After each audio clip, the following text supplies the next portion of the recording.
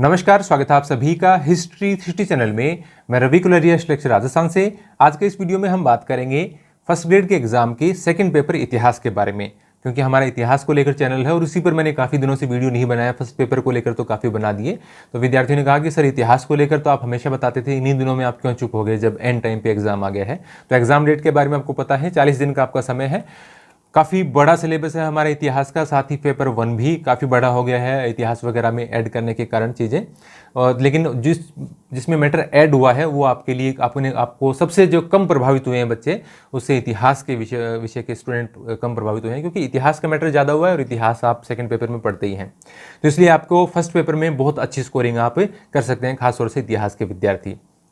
Second paper के बारे में जैसे हम मोटा मोटी माने तो 6 पार्ट में हम मान सकते हैं कि प्राचीन, मध्यकालीन और आधुनिक भारत का इतिहास, विश्व इतिहास, राजस्थान का इतिहास और आपकी साइकोलॉजी। तो साइकोलॉजी को अलग रख देते हैं और उसके बारे में किताबों के बारे में भी हमने चर्चा कर ली थी पहले।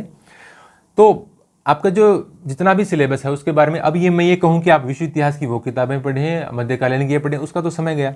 और ये मैं मानता भी नहीं कि इस प्रकार की किताबें आपने अभी तक चयन नहीं किया है। बहुत पहले हम ये बातें कर चुके हैं, जैसे पीछे जब डिसाइड हुआ था कि भाई आपकी एग्ज़ाम पहले जब एग्ज़ाम की डेट आई थी तो हमने बात की थी कि समय इतना नहीं है कि भाई हम बड़ी बड़ी किताबों को अप्लाई करें हर सेगमेंट के लिए।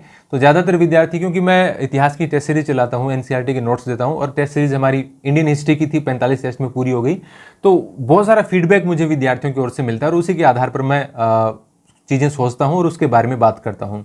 तो सभी विद्यार्थियों ने उसके संबंध में यही कहा था कि भाई मैंने देखा नॉर्मली ज़्यादातर स्टूडेंट वो थे कि जो कि इंडियन हिस्ट्री के लिए किसी एक किताब के सहारे जा रहे थे, चाहे वो ज़्यादातर आर्य कंपटीशन वाली किताब के सहारे जा रहे थे। कुछ विद्यार्थी मेरे को नीरज पांडे पढ़ने वाले भी मिले, कुछ पुरानी पेनोरमा जो ग्रीन कलर वाली आती थी यहीं रखी होगी उसके साथ भी जा रहे थे। कुछ बच्चे ऐसे भी थे जो किरण से तैयारी कर रहे थे, किरण कंपटीशन टाइम से, लेकिन ज़्यादातर विद्यार्थी मुझे आर्य कंपटीशन टाइम्स वाले मिले।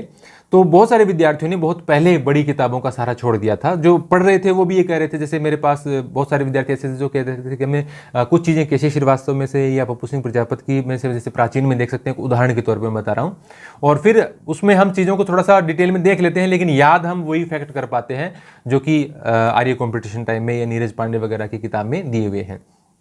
तो वही अब कोई रणनीति में बदलाव तो संभावना भी नहीं है और करना भी नहीं चाहिए, वो तो बहुत आत्मघाती हो जाएगा कि उन किताबों उसमें तो आपको कोई नई किताब अब लेके आप पढ़ेंगे तो शायद आप एक सेगमेंट भी पूरा नहीं कर पाएंगे। तो वो तो कोई चर्चा का विषय नहीं है कि उसमें हम क्या पढ़ें। विश्व इतिहास की भी जो भी किताबें थी, कुछ नई भी आई वो भी हमने पहले बात कर ली थी, जैसे हुकुमचंद जैन की नई आई थी, अरविंद भास्कर ने भी नई निकाली थी, हालांकि उन्होंने नए टॉपिक ऐड किए और पुराने हटा दिए थे, और एक आर्य वाली भी आई थी। तो तीनों किताबें मैंने आपको वर्ल्ड हिस्ट्री वाली दिखाई थी। अब कुछ नई चीजें आप उसमें क्या ऐड कर सकते हैं, बहुत कुछ ऐड करना तो मैं, जैसे आपको फर्स्ट पेपर का वीडियो भी बहुत सारे विद्यार्थियों ने देखा ही होगा, बहुत कुछ तो हम ऐड बिल्कुल भी कर नहीं सकते। कुछ ऐसे क्वेश्चन बैंक आप ऐड कर सकते हैं जो आपको लगे कि भाई समय है तो ही।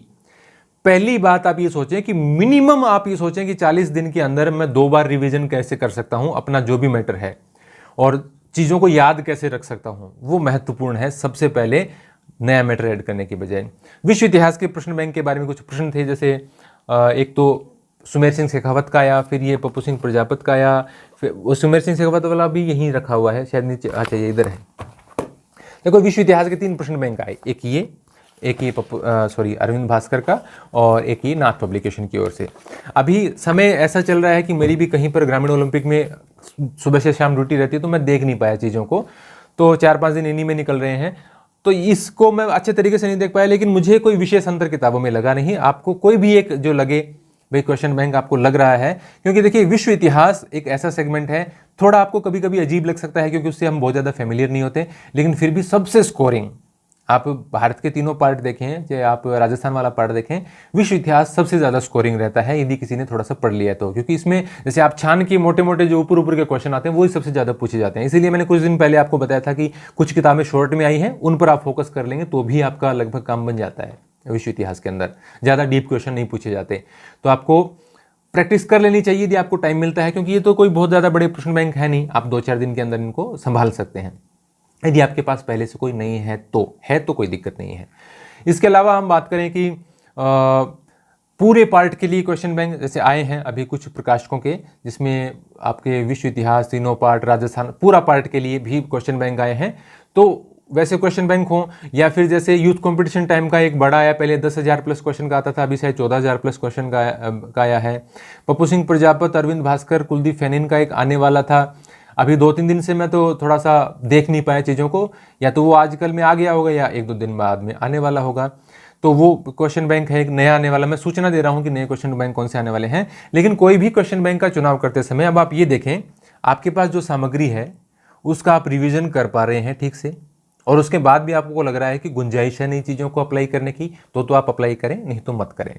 जैसे आपने पहले लगभग विद्यार्थियों ने पहले कोई ना कोई क्वेश्चन बैंक ले रखा था और आपको लग रहा है कि आपने लगभग चीज़ें उन क्वेश्चन बैंक से देख ली हैं, और अभी तो समय इतना ही बचा है कि हम फर्स्ट और सेकंड पेपर को ठीक तरीके से रिवाइज करना ही मुश्किल हो रहा है। तो आप कोई भी किसी भी पार्ट के लिए नई चीज़, जैसे मैंने फर्स्ट पेपर में भी यही कहा, किसी भी पार्ट के लिए नई सामग्री ऐड करने से बचें। यदि आपको लगता है कि भाई प्रैक्टिस तो मैंने अच्छे से की नहीं, तो आप, जैसे मैंने आपको बताया, कुछ क्वेश्चन बैंक आ रहे हैं, आने वाले हैं, तो उन क्वेश्चन बैंक का भी आप सहारा ले सकते हैं। कैसे होंगे, या फिर जैसे मैंने यूथ का भी मंगाया नया वाला, लेकिन मैं उसका रिव्यू नहीं कर पाया। बहुत सारी किताबें अभी इन दिनों में आई, लेकिन मैं उनका रिव्यू नहीं कर पाया क्योंकि उनको मुझे ठीक से देखने का समय नहीं मिला। तो ये एक बेसिक आप याद रखो कि आपका इतिहास का सिलेबस इतना बड़ा है कि जो आपने पढ़ लिया है उसी को आप बार बार रिवाइज करेंगे तो आपको ज़्यादा बेनिफिट होगा। लेकिन कई विद्यार्थी हो सकते हैं, कुछ विद्यार्थी ऐसे जिन्होंने आपको लगता है कि हमने काफ़ी कुछ रिवाइज कर लिया है और थोड़ा प्रैक्टिस की ज़रूरत है, तो आप निश्चित रूप से आपके पास जो प्रश्न बैंक है उससे दूसरे भी ऐड कर सकते हैं, और आपको क्वेश्चन बैंक से क्वेश्चन हल करने का बेनिफिट होता है, लेकिन थोड़ा सा आपको टाइम का भी ध्यान में रखना चाहिए। फर्स्ट पेपर के लिए मैं अलग से बात कर चुका हूँ, वो वीडियो आप वहाँ पर देख सकते हैं। इसके अलावा बात आती है एनसीईआरटी वगैरह की।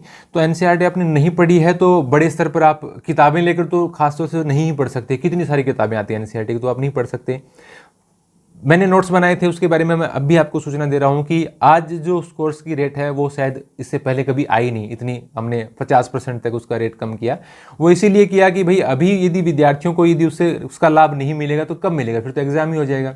तो उसमें इंडियन हिस्ट्री के 45 टेस्ट भी हैं जो हमने लिए हैं, बहुत अच्छे क्वेश्चन हमने बनाए, और उसका आप प्रिंट भी निकाल सकते हैं, लेकिन वो बहुत महंगा पड़ता है। मुझे बहुत अजीब लगता है उसके बारे में बताते हुए कि जब हम टेस्ट सीरीज़ का प्रिंट लेकर करते हैं तो वो टेस्ट सीरीज़ हमारे लिए बहुत महंगी हो जाती हैं। हालांकि यदि आपके लिए पैसा इशू नहीं है तो आप कोर्स लेके फिर प्रिंट करवाने में कोर्स से भी ज़्यादा पैसे लग जाते हैं उसमें, इसलिए मैं थोड़ा सा हिचकिचाता हूँ उसके बारे में बताने से। बाकी कोर्स तो आपको लगभग 400-500 रुपये में मिल जाता है, जिसमें आपको 45 टेस्ट भी मिल जाते हैं। एनसीईआरटी में इंडियन हिस्ट्री की, मैं इंडियन हिस्ट्री पर ही काम किया मैंने, इंडियन हिस्ट्री के एनसीईआरटी के नोट्स भी आपको मिल जाते हैं। 4 चैप्टर बचे हैं शायद, बाकी तो पीछे की सब किताबें हो गई, तो वो चैप्टर भी मैं शायद 2 दिन में 3 दिन में ऐड कर दूंगा, तो आप देख सकते हैं। कभी मैं मैं अपने उस कोर्स के बारे में भी यही कहूँगा कि यदि आपको लगता है कि अभी आप ये टेस्ट देना चाहते हैं या आपको दे सकते हैं तो ही उसमें जाइए, नहीं तो बिल्कुल भी मत जाइए। आपको लगे कि अभी मेरे पास इतना समय नहीं है तो आपको बिल्कुल भी नहीं जाना चाहिए उस तरह की चीज़ों के। हाँ, एनसीईआरटी के नोट्स आपको लगे कि आपको थोड़े देख लेने चाहिए तो वहाँ से आप प्रिंट आउट वगैरह ले सकते हैं, वो आपके ऊपर, आपकी चॉइस है। जिस प्रकार से मैंने आपको किताबों की चॉइस बताई उसी प्रकार से मैं कोर्सेज की चॉइस, या कोई और टीचर्स भी टेस्ट सीरीज कोर्सेज चला रहे हैं तो उस पर भी आप यही अप्लाई करने की कोशिश करना कि इन 40 दिनों के अंदर मेरे पास क्या इतना समय है कि मैं इन चीज़ों के लिए थोड़ा समय निकाल सकूँ, तो आप उनको चूज करें। नहीं, आपको बिल्कुल भी चूज नहीं करना चाहिए, मेरा हो किसी और का हो कुछ भी हो, तो रिवीजन पर मेन फोकस रहना चाहिए। यही मैंने आपको फर्स्ट पेपर के जो पार्ट के लिए मैंने आपको वीडियो बनाया गाइडेंस का, उसमें भी। बाकी इतिहास के विद्यार्थियों से विशेष तौर से मैं जुड़ा हुआ रहता हूं, तो आपको बहुत बहुत शुभकामनाएं। और मैटर के बारे में अब ये सोचना छोड़ दीजिए कि ये बड़ा है छोटा है, सबके लिए समान है, और जितनी बातें आपके पास हैं उनको रिवाइज करते हुए एक पॉजिटिव माइंडसेट के साथ अपने 40 दिन तैयारी करते रहिए। बहुत बहुत शुभकामनाएं। आपने अब तक वीडियो देखा इसके लिए आपका बहुत बहुत धन्यवाद।